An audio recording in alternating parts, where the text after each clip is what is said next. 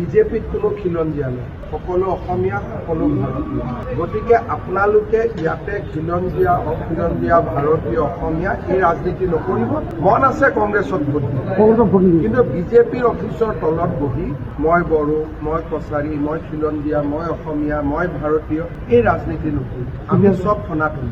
আপোনালোকে যিটো লাইনত কাম আৰম্ভ কৰিছে এইটো লাইনত আপোনালোকৰ কোনো লাভ নাই। এই বেয়া কামটো আপোনালোকে ইয়াত নকৰিব। মই যেদি মানুহ আপোনালোকে অশোক সিংক নিদিব বুলি ক'লে মই দি দিম, হাৰাতো এনেও হাৰিম। সেইকাৰণে আপোনালোকৰ এই ৰাজনীতিটো বিজেপি অফিচত নকৰিব আৰু যাতে মই আপোনালোকক বিজেপি অফিচত মই এইবিলাক কথা কোৱা দেখা নাপাওঁ। আপোনালোকে খিলঞ্জীয়া, অখিলঞ্জীয়া এই কথাবিলাক নক'ব। মানুহে দুখ পায়। আমি চব সনাতনী মানুহ আৰু সনাতনী মানুহৰ মাজত দুই তিনি ভাগ নকৰোঁ। মই যাম অশোক সিংৰ কাৰণে কম যে অশোক সিংক মই টিকট দিছিলোঁ। যদি নৰেন্দ্ৰ মোদীয়ে অশোক সিংক টিকট দিয়ে মই ফাৰ্ষ্ট নমিনেশ্যনত লগাম। আপোনাৰ কথামতে দেশ নচল। গতিকে এইবিলাক কাম এইটো কংগ্ৰেছ কালচাৰটো ইয়াত নাথাকিব। অফিচৰ তলত আহি ইটোক দিয়ক সিটোক দিয়ক, এইটো হ'ল কংগ্ৰেছ কালচাৰ। বিজেপিৰ এইটো নিয়ম নহয়। কংগ্ৰেছৰ নেতাবিলাকে ভাল পায় নিজৰ ঘৰৰ সন্মুখত মানুহ জুম বান্ধি। আমি এইটো ভাল নাপাওঁ। আমাৰ পাৰ্টিটো কংগ্ৰেছ নহয় ন, এইটো আপোনালোকে কংগ্ৰেছীকৰণ কৰি নিদিব। এই এটা গ্ৰুপ বান্ধি ল'ব, যোন আহিব তাক ঘেৰাও কৰি ধৰিব, এইবিলাক নকৰিব। এইবিলাক কৰিলে মনটো দিনটো ইলেকশ্যন কেম্পেইন কৰি আহে, মানুহবোৰ চিন্তাত আহে। আপোনালোকে এনেকে এতিয়া যদি মই আপোনালোকক এটা এটাকৈ নাম সোধো কিবা কাহিনী ওলাব, এইটো নকৰিব। এতিয়া ইয়াত যোনে উঠি আহিব তাকে আপোনালোকে ধৰিব। এইটো কোনো নিয়ম নহয়। এইবিলাক কাম ৰাজি কৰিব নহয়। আমাৰ পাৰ্টিত এইটো নহয়। এইটো এনেকে মিডিয়াৰ আগত, কেমেৰাৰ আগত এইটো বেয়া সিটো বেয়া, তেওঁলোকে এটা ৰাতি নিউজ কৰিব, পৰ্টেলত বজাব, পাৰ্টিটো দুৰ্বল হৈ যাব। এইবিলাক নকৰিব। আমাৰ পাৰ্টিত টিকেটৰ কাৰণে যোনে ইয়াত টিকেটৰ কাৰণে আহিব তাৰে টিকট যাব। আৰু মই সমষ্টিত গৈ ক'ম যে মই কাটিছোঁ। আমাৰ পাৰ্টিত টিকেট মণ্ডলৰ পৰা বুথৰ পৰা তলৰ পৰা নাম আছে। তেনেকৈ ডকুমেণ্ট কোনেও কৰিব নোৱাৰিব। মই বুজিছোঁ আমাৰ পাৰ্টিত এনেকৈ টিকেট নহয়।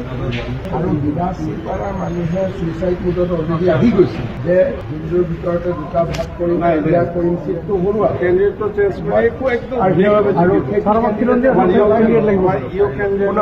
বিলাসী পাৰাত আপোনালোকৰ প্ৰথম ভুলকে এটা শব্দ উলিয়াই ল'লে খিলঞ্জীয়া। বিজেপিত কোনো খিলঞ্জীয়া নাই, সকলো অসমীয়া, সকলো ভাৰতীয়। আপোনালোকে মই অশোক সিংকে খুব ভাল পাওঁ। কি হ'ল? গতিকে আপোনালোকে ইয়াতে খিলঞ্জীয়া, অখিলঞ্জীয়া, ভাৰতীয়, অসমীয়া এই ৰাজনীতি নকৰিব। মন আছে কংগ্ৰেছত ভোট দিব, কিন্তু বিজেপিৰ অফিচৰ তলত বহি মই বড়ো, মই কছাৰী, মই খিলঞ্জীয়া, মই অসমীয়া, মই ভাৰতীয় এই ৰাজনীতি নকৰিব। আমি চব সনাতনী।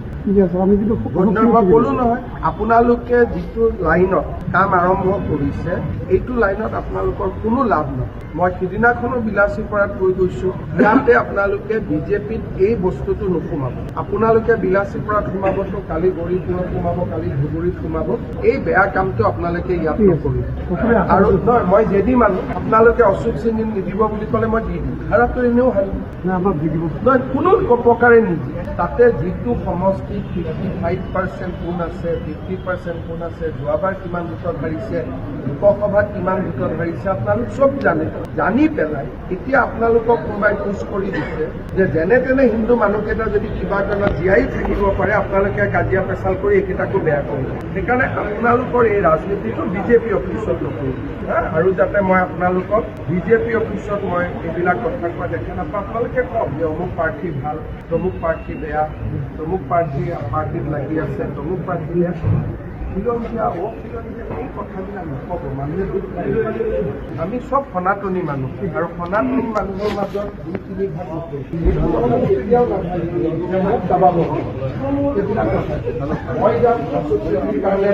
মই যাম অশোক সিংৰ কাৰণে কম যে অশোক সিংক মই টিকট দিছিলোঁ। যদি নৰেন্দ্ৰ মোদীয়ে অশোক সিংক টিকট দিয়ে মই ফাৰ্ষ্ট নমিনেশ্যনত লগাম। আপোনাৰ কথামতে দেশ নচল। গতিকে এইবিলাক কাম এইটো কংগ্ৰেছ কালচাৰটো ইয়াত নাথাকিব। অফিচৰ তলত আহি ইটোক দিয়ক সিটোক দিয়ক, এইটো হ'ল কংগ্ৰেছ কালচাৰ। বিজেপিৰ এইটো নিয়ম নহয়। মণ্ডলত আমাৰ অবজাৰ্ভাৰ যাব, সমষ্টিত যাব, ৰাইজচুমাৰী হ'ব, ভোটিং হ'ব, শ্লিপ দিব।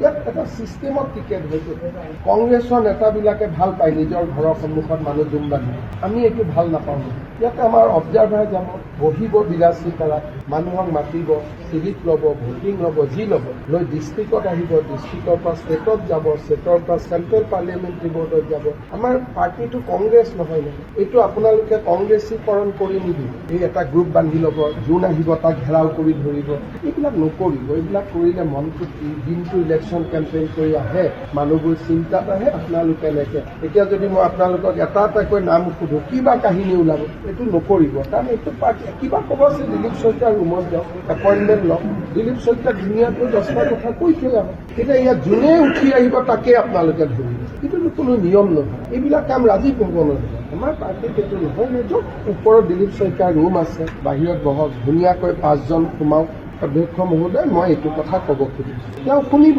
কিন্তু এনেকে মিডিয়াৰ আগত কেমেৰাৰ আগত এইটো বেয়া সিটো বেয়া তেওঁলোকে এটা ৰাতি নিউজ কৰিব পৰ্টেলত বজাব পাৰ্টিটো দুৰ্বল হৈ যাব এইবিলাক নকৰিব আমাৰ পাৰ্টিৰ টিকেটৰ কাৰণে যোনে ইয়াত টিকেটৰ কাৰণে আহিব তাৰে টিকট যাব আৰু মই সমষ্টিত গৈ ক'ম যে মই কাটিছোঁ